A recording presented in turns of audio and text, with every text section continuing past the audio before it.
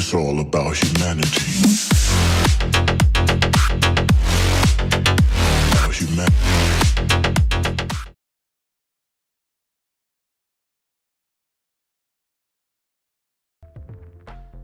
Alright. I'm joined here with Davy and Dudeski. Hello, guys. Good afternoon. Almost triple D. How you doing? Too bad. So we're gonna go over builds first real quickly. Standard, I think we all use is like con pre-luck with maybe some strength thrown in, right? I've run full con strength luck. Okay. Just because I do hunting and shit, but I've since switched to that as well, so. Nice. As far as exotics, you want to tell us what you run, Davy? Been doing just pretty standard kind of stuff. Nothing, just the damage. Damage is the biggest thing. Rifle damage, rifle crit, assault damage, or you could swap out one of the two for assault, or excuse me, PvP crit, critical chance increase. Some people kind of debate those, but assault damage is always a good go-to, especially in expertise and your position on that. kind of in the same boat. Rifle damage, assault damage, rifle crit, and when I'm hunting, just rifle ACR instead of rifle crit. But if I have like a single officer or something, I'll probably run my ACR exotics and maybe an ACR power up, just depending on how much faith I have in them. But it's mostly just the full damage minded. Yeah, and it's always a good idea to have multiple sets of exotics for those kind of situations. I personally run double crit and damage. Used to have some pretty good luck with strike through, getting massive sniper shots and whatnot, but I think overall crit's more reliable for me. And I do have a set of exotics with assault damage too, depending on the situation. It's fun to switch. I think the crit's definitely more beneficial if you're more on your own and you need to do the spike more, but if you're just trying to do full pound for pound, then damage. At the end of the day, in Battlefields, it's all about that assist damage and whatever works best for you, obviously.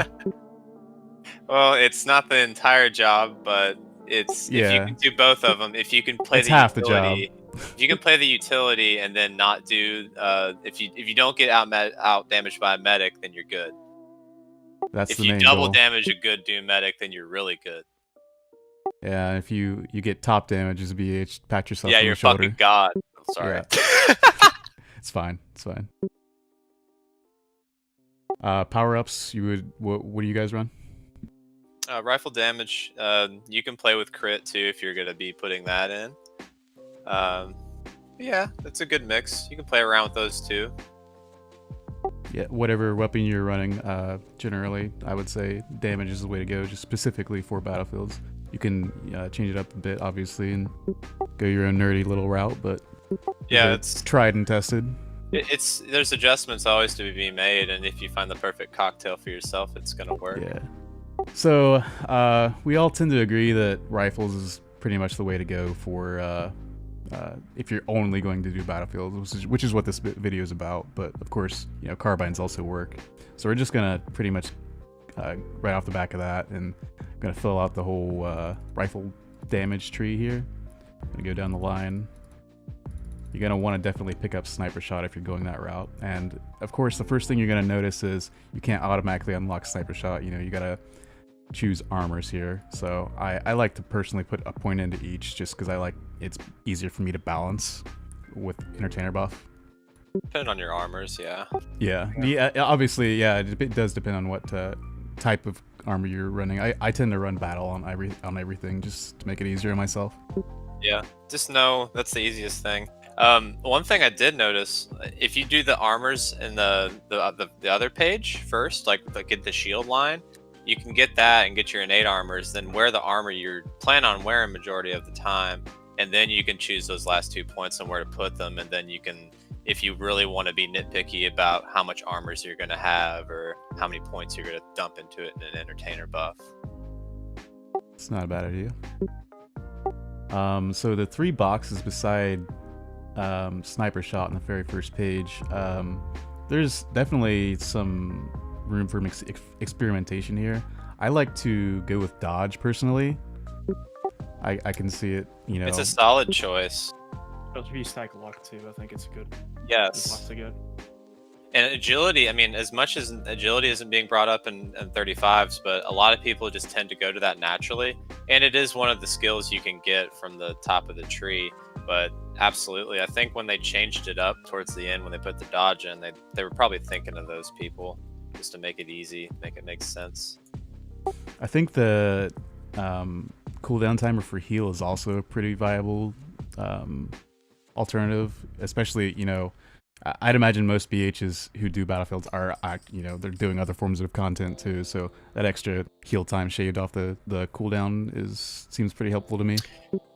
I think they're both good. I've done both, and I go between either or. So if there's something else I want to change, then that might be one little thing I just want to change and go back to. But the heal cooldown is noticeable, so it's 4 seconds. And 4 seconds on the weakest heal for any profession in the game, I mean, Sure. that can save you. Mm-hmm. Yeah, I do that with Officer too. And especially since, you know, it has heal resets on that class, it's very, very noticeable, especially when you're playing alone.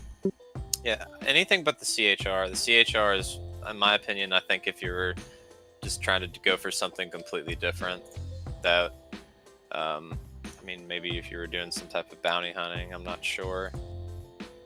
CHR and bounty hunter doesn't. Yeah. It just, in my opinion, for what I play the game for. I agree. So last 2 points I would like to cover on the first page is, obviously, if you've gone this far, you might as well just take cover, just because, you know, that's an extra damage for you.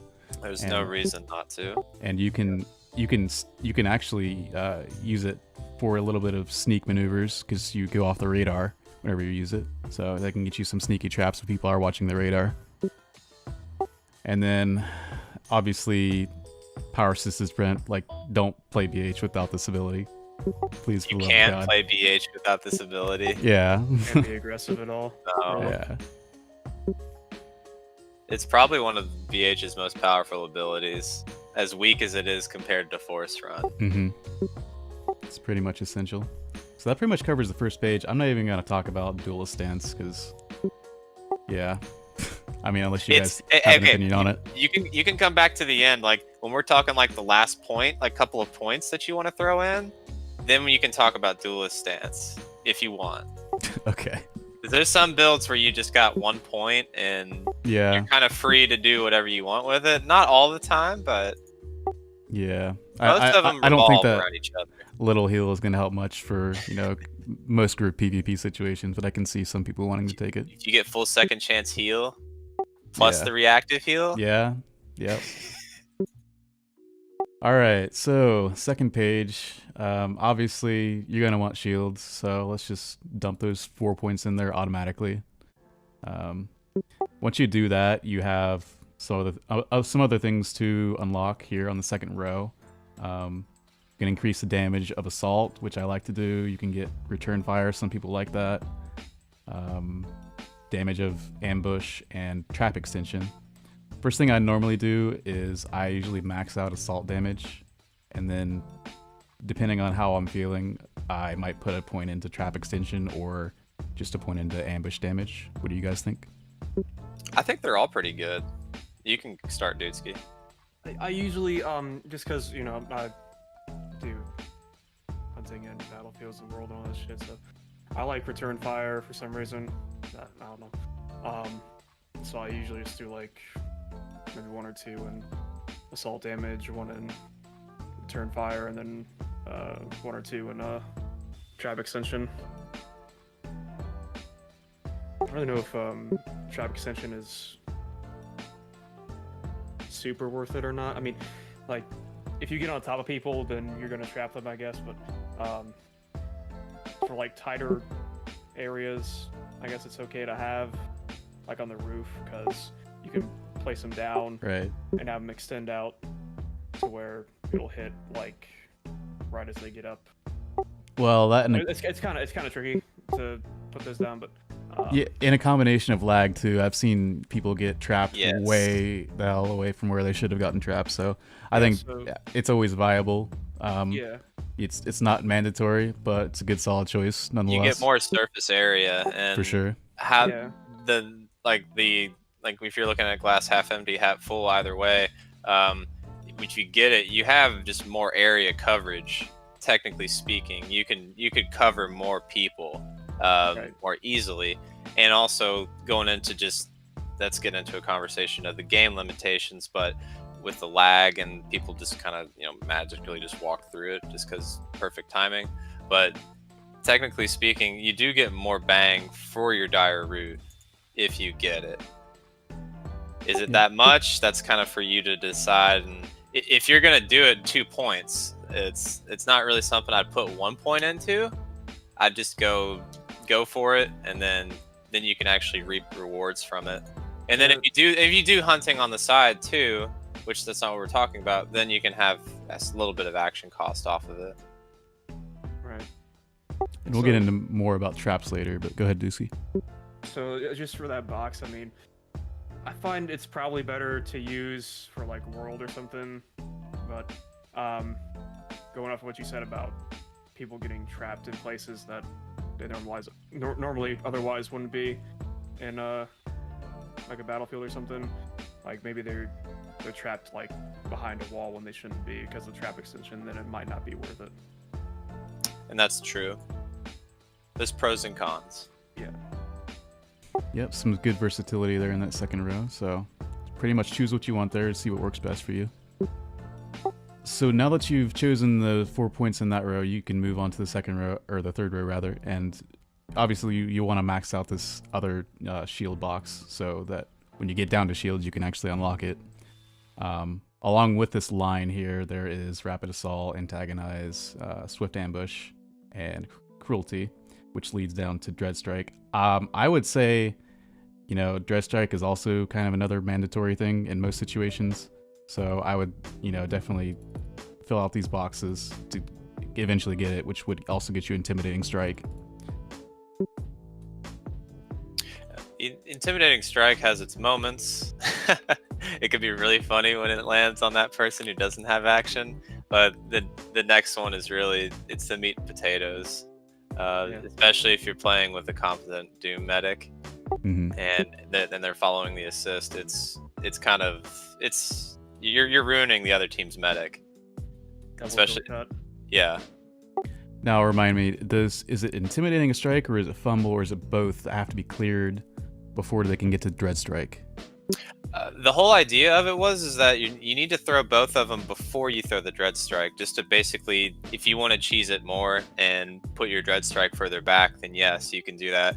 If you want to get really fancy with it, then you can use Ambush Mark II, which has its own debuff, which it's just it's really flimsy. It's kind of nothing. It lasts for like 5 seconds, but you can really get fancy if you want. That's exactly how I have it set up. On my toolbar, I just have it above everything, just right off when I want to try and get a Dread Strike on someone.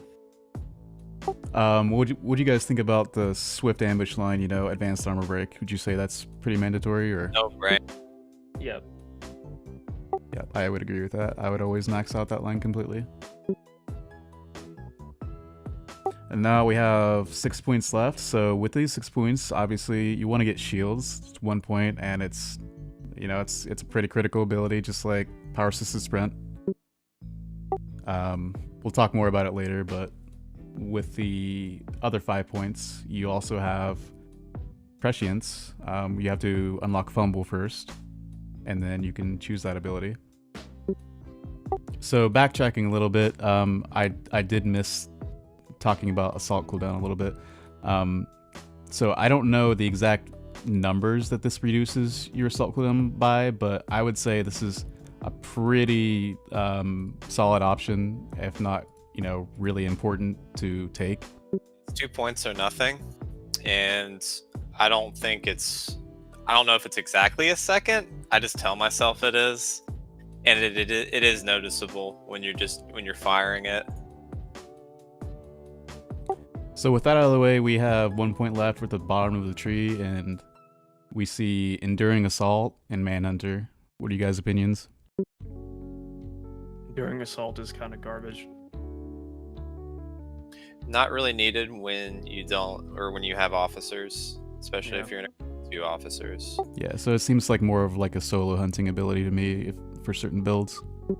Yeah, that's not to say if you don't have it that you can't do battlefields, or if you're doing something just kind of just like off the cuff, you're doing random battlefields and you just so happen to be stuck in a group with no officer, then yeah, having that or being a carbine bounty hunter would be to your benefit. If fight is what the job you want to play is, then you'll have action. I'd say it's more geared towards like carbine hunting. Makes sense. I've tried using it before on rifle. I just really like it. So Yeah, so Manhunter is a, you know, it's a really nice box. Unfortunately, it's really expensive to max out, and most of the time you can't really get it. I usually always try to put at least 1 point in it. You know, the detect camouflage is nice, obviously, but I like it mainly for the strike through. You can get up to 6 points, but you know, if you only have 1 point left, you can only get 2. Kind of for a while, and I keep going back to the cooldown on it, but it's the only thing you can really rob and still be effective and still have everything, including Dread Strike, is that you have to give up the assault cooldown or give up Manhunter. Then you can have at least 1 point in Manhunter. So yeah, and with this last point, you don't even have to put it in Manhunter. Like if you see something back in the trees that you want to get, like increased, you know, ambush damage or return fire, trap extension, you can throw it into there if it suits your playstyle more.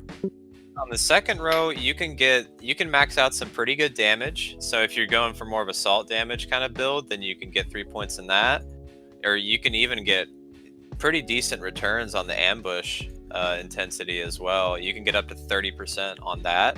So if you don't get trap extension or return fire, then you can just max out damage on whatever you want. So it's not a lot of points to play with, but you do have the freedom there. All right, and that about covers it for the expertise. Obviously, I'm not really going to go into detail about BM. Some people like to use BM in battlefields. I find it pretty cancerous to have to deal with, you know, pets in the way and whatnot, but it's your choice if you want to throw some points in there or not. I'm not really familiar with the pet side of things, so if somebody wants to be the battlefield pet extraordinaire, I say let them step up. Yeah, send an army of camels to you and kick you to death. Okay, well, we can just move on to some of the discussions of abilities and how they work, when you should use them. So obviously, let's start with your main dire ability from range, which is Cripple. You can use this at, you know, max range, whatever your weapon you're using is, and possibly, I think, what is the chance, like 20% to dire your target? 25%. 25%. With the percentage point you get from each piece. I should really have that up in front of me. Yeah, so with that 25%, it also has a chance to reset if you didn't get a dire your first try. And I would say this is a more tactical ability to use. You shouldn't necessarily spam it, you know, give people free recourse, especially not other BHs, because they can, you know, charge at you with, you know, the free recourse, and you can't really do much about it except for throw a stasis on it. To get the out of the way, you have total 50% chance to snare and 50% chance to root. Yeah, I'd say that most new bounty hunters, they struggle with that the most, giving free recourse to people. You see it all the time in hunting, but and PvP as well. It just happens so frequently. We'll talk about this later, but I think target binds help definitely to mitigate that kind of mistake. Yeah, of course. Sure. Ambush is pretty much your armor break ability. It does some nice damage, and successful lands I believe they always give you a double stack of armor break, unless it's like a miss or something. I believe it's still something bugged in the combat system to where even if it misses or if it's dodged or something, you can still see like the one-offs that are broken in the game. Yeah. Stack 1 on them. but if it successfully lands, then it does apply 2. So very quickly, if you get lucky, you can help out with the 5 stack or help assist a commando who's throwing out the AoE armor break, and then For sure. 5 stacked on all over the place. And I believe the ambush cooldown is a lot faster than Commando's armor break, but yours is single target, so keep that in mind. And then Assault, which is your main sustained damage ability. I don't really think there's much to say about this except for, you know, just spam it on assist targets. Yep. Burn, this is more of a tactical utility. You can actually use this to rack up damage numbers quite a bit if you time it correctly. So if you're just using it on some random person out in the open and he's not around anybody, then the burn's just going to hit him. But if you instead break off and aim at like the group at large, it's the burn, since it's a COE ability, which is a cone effect. Yeah. It'll hit all of the whole group and, you know, expend a lot more damage that they'll have to heal off. Right. I got a somewhere of like almost like I think an 8k burn on multiple people. Wow. It's really nice too, because if you're out of action, burn really hardly takes any action. Yes. If you're in range, you should be hitting it. Yeah, definitely. I use that. If you're in range and it's a choice of action between burn and assault, and there's more than one person in front of you, burn every time. If you're like 35 meters. Yeah, I'd say it's similar to like if you have like dire recourse like on a smuggler or officer, and you're trying to like hit your grenades off or get some abilities off that you can't really get close with without having like dire recourse on. Then if you don't have shields, you can't push. Just go in and maybe hit a burn or something. The opportunity arises. And I agree with that. So now we have Sniper Shot. Probably should talk about Dread Strike first, but since I've already mentioned it, you shouldn't use this as just like, you know, a spam damage ability. I think it's more of like a tactical thing. Like right at the start, you don't want to like start off with Sniper Shot. Obviously, you want to build up, you know, armor break on your targets, and especially if someone is dired and like debuffed to shit. Yeah. That Sniper Shot can like end them if used correctly. Yep. The right buffs behind you can make it very effective. Oh yeah, and I think you should definitely check to see if your return fire is, or I'm sorry, not return fire. Take cover is ready, and if it is, you know, activate that before you hit the Sniper Shot, because that's gonna, you know, increase the damage of it by quite a bit. Tactical binoculars, Hoth radio, layer crystal even. All that good stuff. Yep. Sniper shots, big boy items that you work all the hard PvEing for. That also, IG head assisted aim. Also, after you like, you know, push in with shields and you see someone low and your shield damage charge is all the way up, then you probably hit someone pretty hard. Get all the stars align and get that 30k strike through on someone. I've never seen it happen, but I don't know what the highest recorded was. I've seen some close to 20k. I've gotten like a 16k before. I've seen 18. I think my high is maybe like 15 or 16. I think the highest I've seen on paper is 19. I think it's the most satisfying ability to use overall when it lands correctly and gets a big hit. I believe it's the hardest hitting ability, or has the most potential, does it not? Yeah, I think go that high. I'm not sure how high Shoot First can hit, but I think Sniper Shot Pretty exceeds close. it. They're close. They're close. Maybe melee spies, ambush, or something like that. I don't know. Do that for the next video. That could also be a heavy hitter, maybe. I don't know. True. So Fumble and Intimidating Strike. I don't really know that Fumble does much, unless you guys can elaborate more on it. Let me take a look. Basically, Target in front of me. it increases the chance of the target when they're attacking you for it to be a glancing blow. Trivial hit chance increased by 40%. Yes. Okay, so that's nothing to sneeze at really, but I feel like it's probably gonna get boosted off fairly quickly. Yeah. It's not super powerful, but it doesn't take a lot of action either. And it's just, to me, it's just one of those things to, like, as we mentioned earlier, just build up debuffs on someone, so it's hard for their medics to clear off Dread Strike or back to Corruption. Yeah, and so it's, with Intimidating Strike, you know, it saps a little bit of action, not a whole lot, but like you were saying earlier, you want to use these abilities in conjunction with Dread Strike. I don't think it matters when you use them, because I feel like there is a debuff cleanse order, like set in stone, just like, there's a purge order. So as long as you're hitting those with your Dread Strike, I would even say hit these before you hit Sniper Shot. But I mean, it's up to you really. It's all gonna land pretty much at the same time, but don't spam them so they don't misfire. Now I have never used Return Fire in battlefields. I don't know if it really significantly is going to increase your damage output that much. It was kind of lengthy cooldown on it. Yeah, to me, it feels like a really dumbed down killing spree almost.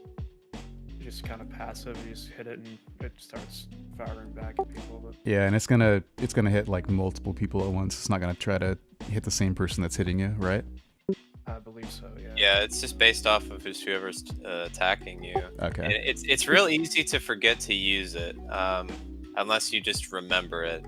I think it's a minute, but it's really comes to light when you're just being consistent with it and you actually use it, and then in combination with all your other buffs that also do a reactive attack, essentially, with your crystals and everything else that you could potentially get GCW buffs, then, on paper you could add it up. All right, we've already talked about take cover a little bit. I don't remember the exact stats on it. I know I'll probably put it up on the screen with this video, but it's 10% damage for rifles, and it's glancing blow 40%. Yes. And then radar cover as well. Lasts like 35 seconds, I believe. So with this ability, I mean, the cooldown on it is not super long, and the duration is pretty nice too. So yeah, it's something you need to remember to use. Yeah, and that's just really all going to come with time and effort and practice. It's sort of like officer runs. You just get to get ingrained in your mind just to look to see if it's up and then hit it. So the traps. My understanding of it is that I think Mark III procs longer, but the amount of damage is essentially the same that you get. So the amount of ticks that you get, but then there's also, somebody may have said, like the way the bleed dot ticks and the way the dire root ticks, I think they're completely different. They're not related to each other. Yeah, I think that's they're accurate. Completely separated. So imagine like a Jedi just force running through your trap. They might pick up the bleed, but they might be able to run through the trap before the dire tick hits them. So I don't know if the mark also increases the dire root. Is that making sense to Yeah, you? no, it does. I don't think I have the exact answer for that either, but I don't. If anyone even does, If somebody does, I'd like to know. Janky old code. Yeah, I don't know that either, so I can't really comment on it. I'll just know that Mark 1 Tangle Bomb and Mark 2 Razornet, because the Razornet Mark 2 has a better bleed on it or whatever. Right. I wasn't even aware of like the action drain that Tangle Bomb had to it. Yeah, nor was I. Like maybe a few months ago. That was added, I think, when they did the final overhaul of Bounty Hunter. And that's only on the Mark 3, right? No, it's all of them. I think it All of just I don't remember Just more the potent, percent. or... Yes, it's more potent. I think it goes 5, 10, 15 each rank. So we have Power Assisted Sprint next. This is another highly tactical ability. You don't want to just like pop it because you got to go fast. You want to use it, specifically when you need to use it, and not when you don't have dire recourse. Unless you're going to get a cloak, and then you can use it, which you want to use preemptively before the cloak. Can help you close distance pretty easily and trap the enemy team, and just get on them, sit on their face, do assist damage depending on the situation, or just in general GTFO if things are not going your way and you want to save a kill. I don't think it's, like I said, I don't think it's something you can really play properly unless you have the ability. Right. And if you're playing without it, you're playing on hard mode. Yeah, gipping your team as well. because you can't really be aggressive as you want to. I'm also going I to mean- talk about, prescience with this while we're talking about the sprint. Were you going to say something, Dudeski? I was gonna say, like, you know, you could probably get by with like a sprint stim or the ones from which is a Dathomir, but those have such long cooldown stims. Yeah. You Nothing can to almost- rely on, yeah. Yeah, you can't. It's not reliable at all. T's gained from it from the 1 point. It's already on the bottom row. I mean, all you could really get is maybe Yeah. 1 extra point in Manhunter. No And reason I don't not think to use it. Yeah, you should be picking it up. And those sprint stems that Dudeski was talking about, those should be used in conjunction with, your assisted sprint, because, that can be on cooldown and you really need to go in for traps. You can pop one of those. Explain those, because those are kind of new items. I really don't know about those. So, Dudeski, why don't you say more about them, what they do? So, let's see. I don't really use the Witch of Dathomir ones myself. I just use regular Musafar sprint stim. Yeah, the I think sprint it's the Dole Gourd that makes you run faster. Yeah. And it doesn't share the same cooldown as the sprint stem, which is nice. Oh, that's actually a really good thing to consider then. But they are consumables, so I mean, it's not like you can buy one and just have it forever. You got to keep the stack Yeah. maintained if you want to keep it as Come in a something stack you're of relying on. 5. Come in a stack of 5. Burst run for 1 minute, and it's the same 30-minute cooldown as a regular sprint stim. So I guess it's nice to have as a secondary, or maybe a tertiary thing to use in terms of like getting to the enemy quickly to dire them. But Is movement speed comparable? yeah, I think it is. Yeah. I think they're all about the same, Yeah. relatively speaking. Maybe think- just a little percentage point difference. I want to say the Dole Gourd is slightly less movement speed than the others, but I'm not really sure because I don't really use it myself. But Good to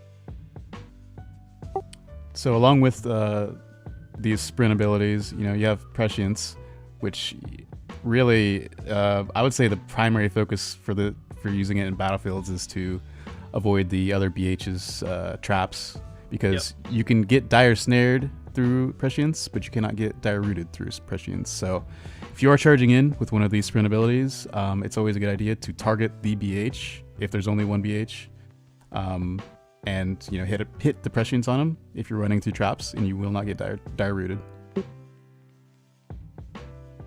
That's the first play it, absolutely. off of that, if you have it back up and you're just like dired in a bad spot and you see like a smuggler proccing or like a spy or something, just something that's gonna hit you really hard, it might be useful to use it there. Yeah, anything that's going to save you, save a death, that's also a viable use for the ability. Yeah. And with that, we have shields. So, I mean, obviously, it's your oh shit button. It's going to give you 99% damage reduction when you hit it. And as you take damage, that reductions are going to go down. If you're familiar with BH at all, you already know this, and you'll get, damage increase accordingly. There are some tactical uses for this. A lot of people like to hit it when they're running in for traps. You don't always have to do that. You can sometimes get away with not using shields if you can back off in time.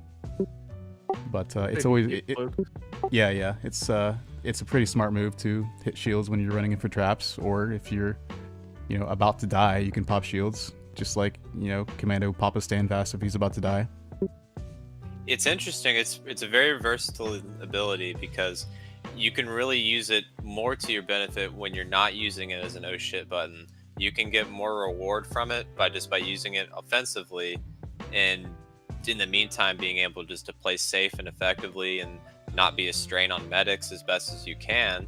And when the opportunity arises to when either you're pushing in with traps or just the team is it's being more aggressive and there's going to be more potential to run in there and use burn or other abilities, then that's where you're really going to see more damage, and really where you'll actually see a bounty hunter's DPS and go towards the end result of a fight in your favor. For sure. I would say don't ever waste that assist damage you get from the shields if you can. it can win fights. I've seen it win fights many times. It sucks when you get assisted on hardcore by the other team, and then it's like, okay, hit the oh shit button, Yeah. and then where's your team at then? You kind of just wasted your team's resources, but it's give and take. And it's pretty much a side note. I mean, we all have detect camouflage innately as BH. It's a common strategy to cloak BHs or even officers sometimes, you know, to get quick sneak attacks on you. So always keep this on your toolbar. If you think someone might be cloaked or nearby cloaked, you know, just be hitting this detect camouflage. You can try to pop them and get them before they get you. Or the rare chance that there's spies in the battlefield. Yeah, that too. That we haven't had spies so long in battlefields. But yeah, that's also a viable choice. They're not usually cloaked for that long during battlefields, but yeah, that's true. It's a good note to make. It's not really a standard for spy in battlefields, just because there's not many people that really played it that standard kind of way. It's true. Yeah. I'd say most of them kind of play and they position themselves so well that they're never really like Trando Sam out in the tree line. Yeah, like that. Okay, that pretty much covers the abilities, I believe. I think that's all of them. Some tips to, you know, get some more successful dire traps on your opponents. We've already talked about some of them with like the recourse rush with your power assisted sprint and using prescience on the enemy BH and cloaking. So you can have a smuggler, and if you think that the enemy team is not targeting you, you can have the smuggler cloak you. And you can go in and try to get sneak attacks either through, you know, if you're playing like jungle warfare or something, you can go through the base. Like Masasi, you can just wrap around trees and try to come in behind them. Yeah. I'd say even without cloak, you can take certain routes to the base. Like if you're pushing on them. Oh, for sure, yeah. You just like cut them off completely or something if they don't, you know, pick up on it. Good to have it'd be good to, if you, any chance next time you're in a battlefield, just go ahead and just kind of toggle your zoom all the way out, take a screenshot, and then you can just really see the most effective routes going through. Also, you know, hit M and pull up the map on there and screenshot that too, and then you can just kind of see where the weak points are. And most of the time you're going to be fighting in the bases, so you can at least study that map essentially, and start to learn the choke points and where to effectively put your traps. And then really cater that if you have trap extension. You want to be a little bit more subtle and be more mindful. You'll with more experience, you'll know how it reacts when players come through and when you go through a push. I find personally that, you know, the more aggressive the BH is, the more luck they're going to have, you know, in getting these traps off and wiping the enemy team out. So if you're too passive as a BH, you should probably step it up and try to be more aggressive when possible, as long as you're playing it smart. And you know, you don't always have to be aggressive to get people in traps. If you're falling back, you can also get some like sneaky defensive dyers around some corner if they're chasing you, and then they can all be dire, you know, for like an SFP volley. Can't dire if you're dead.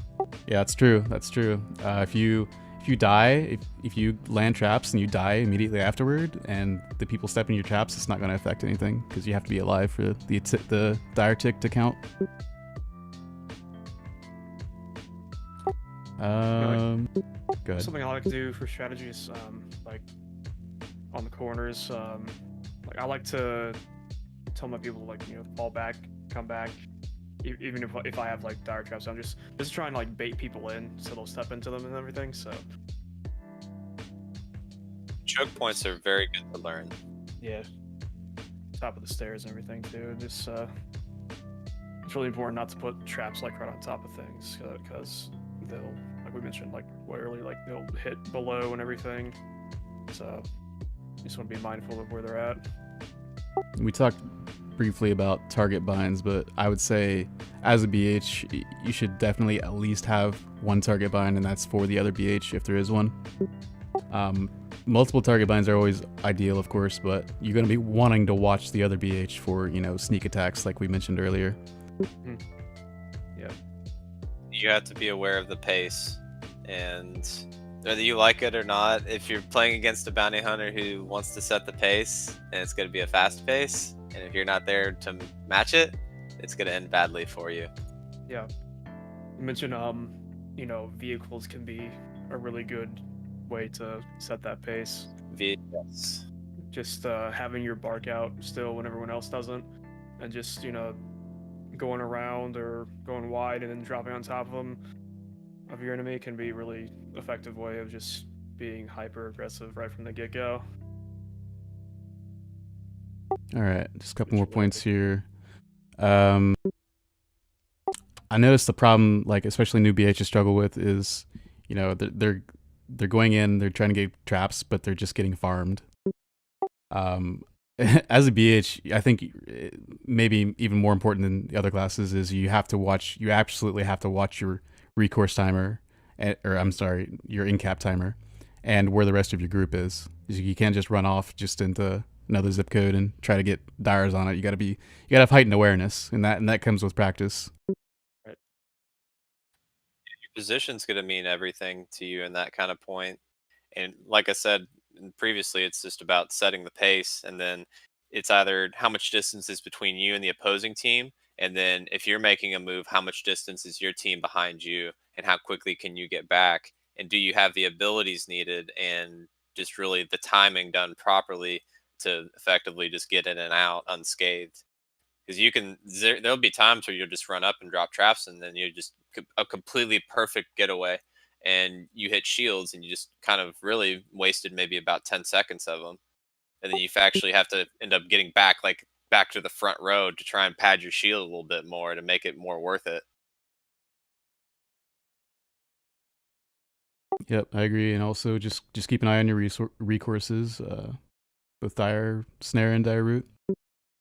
Last thing I want to cover is communication. This is also another thing that I see people constantly fall short on. You can't just go in for traps, get dyers, and not announce it. You need to announce to the rest of your team that you're getting traps. Otherwise, people are just not going to capitalize it. It's really that simple. Your death will be meaningless. You just get used to dying, and sometimes it's Yeah. just die. I mean, you're gonna get caught by somebody else, or you won't have prescience, and the other BH gets you rooted. You'll Then hit yes on the res, and or the other medic will drag you back into yeah, dire Yep. trap or something. and then just put your faith in your medics, and if they're doing their jobs the way they should be, then you'll be right back in the fight. Yeah, and it's not always going to be your fault, but BH is it's prone to double digit deaths if you're not careful. And you also will want to communicate your shield status to the rest of your team, especially after like a wipe when everyone else is communicating their cooldown status, like stand fast, SFP. So you know what's available for the next fight. All right, I think that about wraps it up. Thanks for joining, guys. You're welcome. Thank you. Anytime.